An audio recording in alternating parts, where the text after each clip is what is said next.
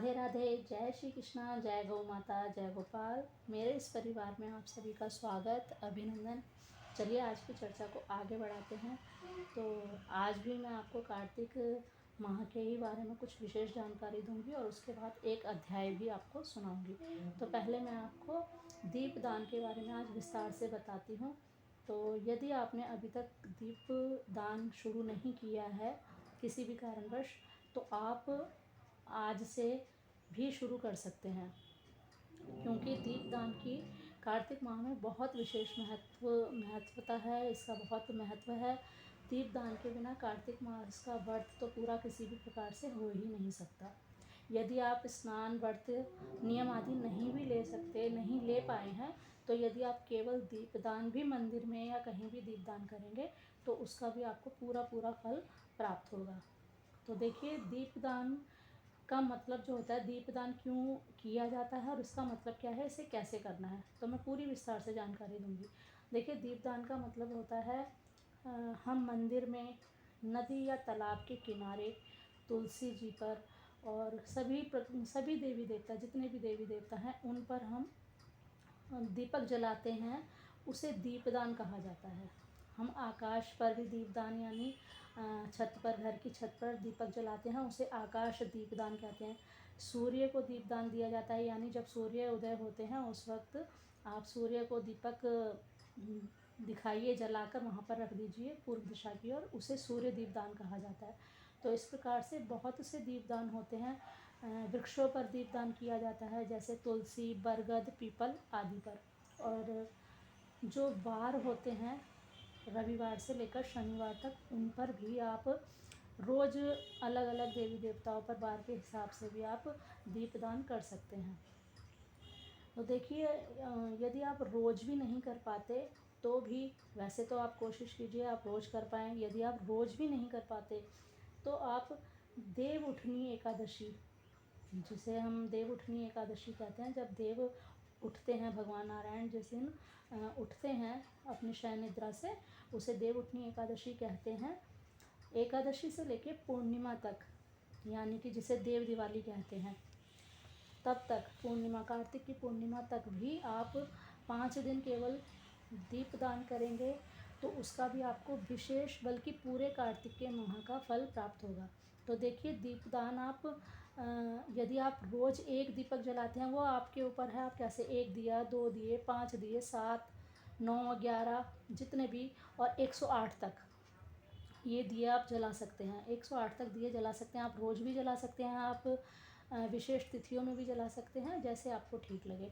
तो आप रोज़ जलाइए या जैसे भी आप जलाएं, तो आप 31 दिए जलाएं और इस तरीके से आप जला सकते हैं। वार के हिसाब से आप जला रहे हैं तो देखिए, रविवार से शनिवार तक जलाइए और देवी देवताओं के आगे आप घी का दिया जलाइए। यदि आप घी का नहीं जला सकते तो आप तिल के तेल का जलाइए। देखिए, तिल के तेल के दिए की विशेष महत्वता होती है। तिल के तेल से दिया लगाने से, दीपदान करने से दरिद्रता का नाश होता है। देखिए, रविवार को सूर्य के आगे, सोमवार को शिव जी भगवान के आगे, मंगलवार को और शनिवार को हनुमान जी के आगे घी या चमेली के तेल का दीपदान करें। बुधवार को आप गणेश जी के आगे, वीरवार को लक्ष्मी नारायण भगवान के आगे और शुक्रवार को लक्ष्मी माँ के आगे, शनिवार को पीपल पर सरसों के तेल का दीपक जलाएं। तो इस तरीके से आप, जैसे भी आपको सही लगे उस तरीके से आप दीपदान कर सकते हैं। इसे दीपदान ही कहा गया है। तो देखिए, दीपदान में जब हम दीपक जलाते हैं तो दीपक के आसपास अगर चींटियाँ या कोई जीव जंतु छोटे मोटे या कोई पक्षी इत्यादि भी आ जाते हैं, ये संतों से मैंने सुना है, शास्त्रों में लिखा गया है, किसी ग्रंथ में भी लिखा गया है, मुझे ग्रंथ का नाम नहीं याद।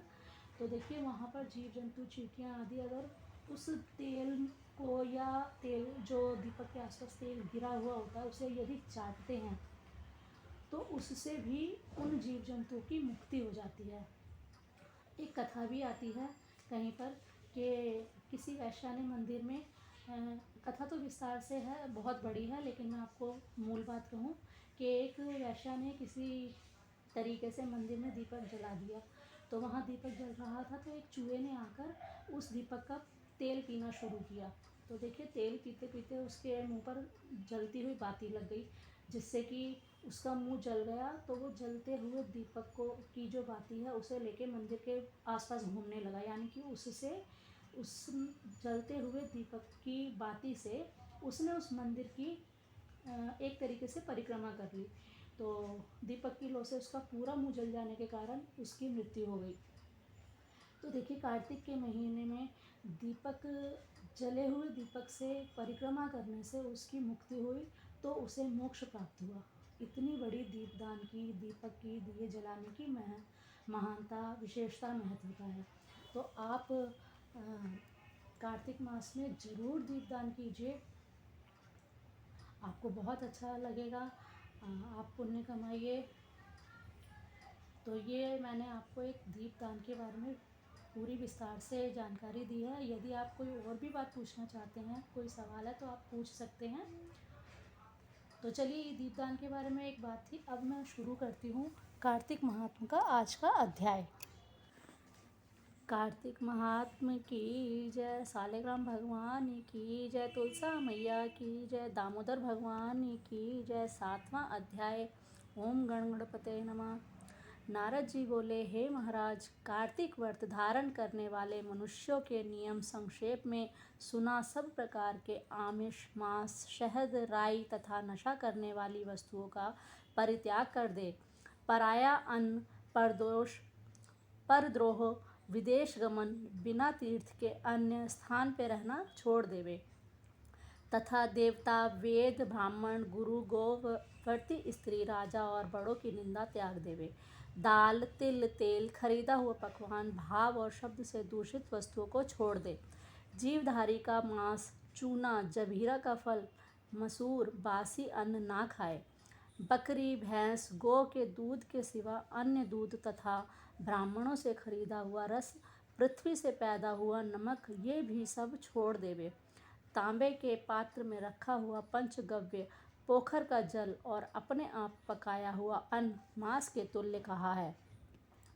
तथा कार्तिक व्रती ब्रह्मचर्य से रहे, पृथ्वी पर शयन करे, पत्तों पर खाए और चौथे पहर भोजन करे। नरक चौदस को तेल लगाए। इस तिथि को छोड़कर कार्तिक स्नान करने वाला तेल ना लगाए। घिया, बैगन, कुम्हाड़ा, कटेरी, तरबूज, केत, ये सब छोड़ देवे। शिवद्रोही और वेद से विपरीत चलने वालों से संभाषण ना करे तथा उपरोक्त मनुष्य और कौओं को ना देखे तथा दोबारा पकाए हुए दग्ध अन्न को ना खाए। विष्णु भगवान की प्रसन्नता के लिए सामर्थ्य भर चंद्रयानी व्रतों को करे। कर्मशः काशीफल, कटेरी, नई मूली, नारियल, तरबूज, आंवला, घिया, परवल, बेर, बैगन, लौकी और तुलसी, इसके शाक को प्रतिप्रदा तिथियों में त्याग देवे। रविवार के दिन आंवले का सेवन ना करे। इन वस्तुओं के सिवाय व्रती मनुष्य जिन वस्तुओं का त्याग ना करे, उनमें से पहले ब्राह्मणों को भेंट करके फिर आप भोजन करें। व्रती पुरुष माघ में भी उक्त नियमों पर चले और प्रबोधनी एकादशी में जागरण कृत्य करे। यथोवर्त रीति से कार्तिक के व्रत करने वालों को देखकर यम और दूत भी भाग जाते हैं, जैसे सिंह के डर से हाथी। विष्णु के व्रत करने वाला मनुष्य जहाँ पर आदर पूर्वक रहता है, वहाँ भूत, पिशाच आदि नहीं रहते। यथारीति से कार्तिक प्रति पुण्यों को मुख वाला ब्रह्मा भी कहने में असमर्थ है। विष्णु का व्रत संपूर्ण पापों का नाश कर उत्तम धन, पुत्र, नाती, धान्य को बढ़ाने वाला है। इन व्रतों को नियम पूर्वक करने से अन्य तीर्थों के सेवन की क्या आवश्यकता है। बोलिए कार्तिक महात्म की जय, तुलसी मैया की जय, सालेग्राम भगवान की जय, दामोदर भगवान की जय। तो ये था आज का अध्याय, एक विशेष दीपदान के बारे में जानकारी के साथ। आशा करती हूँ आपको अच्छी लगी होगी। यदि आपको अच्छी लगे तो लाइक शेयर ज़रूर कीजिए, और यदि आपने मेरे चैनल को अभी तक सब्सक्राइब नहीं किया है तो सब्सक्राइब कीजिए, बेल आइकन को ज़रूर दबाइए, जिससे कि मेरे आने वाली